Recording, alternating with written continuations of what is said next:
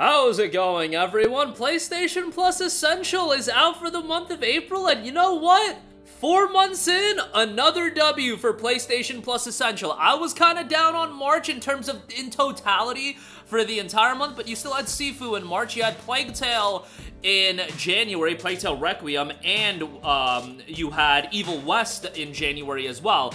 February, you had Rollerdrome, you had Foam Stars as well, so decent month in February. April, looking pretty good. It has a notable title that released in 2023 that I did enjoy, but given that, you know, a game that's only 9 months old, even if it was a commercial flop, being added to Plus Essential, I think that's pretty damn good. So let's highlight all 3 games right off the top. You've got Immortals of Aveum, definitely the headlining game, Minecraft Legends, and Skull the Hero Slayer Demon King Castle Defense. So, Skull, Minecraft Legends, 2 smaller titles that I can't go in-depth on. Immortals of Aveum, let's spend some time with it because I've got a lot of opinions on this game. Thanks to Ascendant Studios, EA, they gave me a copy of this game back in July.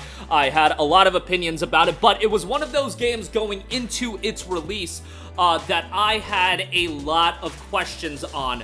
The issue with this game, and it's one of those reasons why I talk up how Stellar Blade has gotten a lot of hype and anticipation, being a new IP, coming from an unknown studio, being a premium price game, and a single-player title, and again, totally new IP. Immortals of Aveum was very much the same. A part of that EA Originals label, it was coming from Ascendant Studio, a studio that was very unknown. It was coming out in the summer and during a period, I actually think it was initially supposed to come out in July, it got pushed to August, and that was some of the reason why people pushed back on, maybe that was a reason why the game didn't do as well commercially, because it was coming out like right before a big wave of titles coming out. Like I think Starfield was coming out, Armored Core 6, so on and so forth, and Immortals of Aveum, obviously, a step below those titles. Immortals of Aveum, in my opinion, had a lot of issues in the sense that that $70 price tag was just not gonna fly for a game like this. It's just not. Like I always said, $70, some games can get away with it. A Final Fantasy VII Rebirth can get away with it. A Dragon's Dogma 2, it's gonna do fine at $70. And Immortals of Aveum, a Forspoken, a Callisto Protocol, a lot of games like this, and all 3 of those games are new IPs, and also from relatively unproven studios. I know Luminous was kind of proven, but nonetheless, relatively unproven studios, that's just gonna be a hard sell. Immortals of Aveum, so first of all, that $70 price tag was gonna be a problem. Second of all, as far as the game itself, narratively, I thought this game was terrible. Characters I thought were terrible. Voice acting I thought was terrible. So with all that being said, if you removed all of those aspects from the game and kept Immortals of Aveum focused to what it does well, the gameplay, some of the platforming elements, some of the puzzles I thought were well done, I think this game would have done a lot better because the gameplay is a ton of fun. The magical abilities, the particle effects, visually it looks great, although, let's be real, it does have some performance issues to say the least. The gameplay has a little bit of depth to it as well. It can be pretty fast-paced, can get pretty chaotic, and again, it's super, super flashy, and actually playing the game is a lot of fun. It's when you get to these story beats that I am just not a fan of. The characters were so unlikable. Those elements of the game, again, narratively, characters, I think really held the game. I thought the sound design in this game was pretty good as well, but overall, absolutely not worth $70. I would say like at a $30 or less price point, it would have been well worth it for a pickup. But as a title in PlayStation Plus Essential, guys, I am sure this is a game that so many of you missed out on in 2023, and this is the perfect kind of game to throw into PlayStation Plus right after release, or relatively soon after release. I'm not saying a month after release, but it's been 9 months or so, 7 months, I have no perception. My perception of time is just so terrible these days. It's been 7 months or so. A good time to throw out Immortals of Aveum, just like you throwed out Callisto Protocol a few months ago, and I feel like this is gonna now engage a new audience in trying this game out. By the way, they did also drop an update for this game, added some new content and some new bells and whistles to it. I haven't revisited the game since I initially played it back in August, but I did enjoy the game. From a gameplay standpoint, I thought this game was awesome. It was a ton of fun.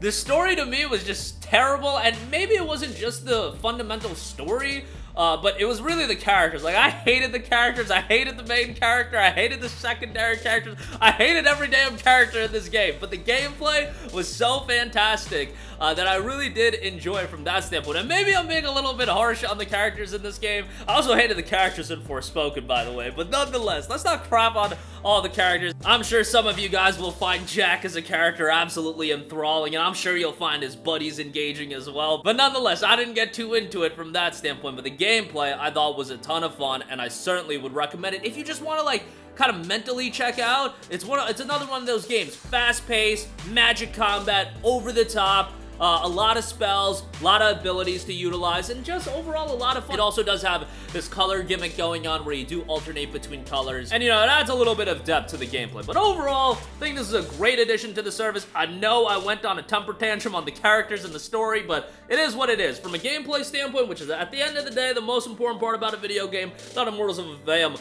was pretty damn good. Not perfect, but pretty damn good. So check it out. Definitely the perfect kind of game to have on Plus Essential. So I'm sure it'll get, I don't know if it's added on EA Access yet. I don't believe it is, but I'm sure it'll get added to EA Access at some point soon as well. Minecraft Legends getting added as well. You know, not a big Minecraft guy, I'm sorry. Discover the mysteries of Minecraft Legends in this action strategy game.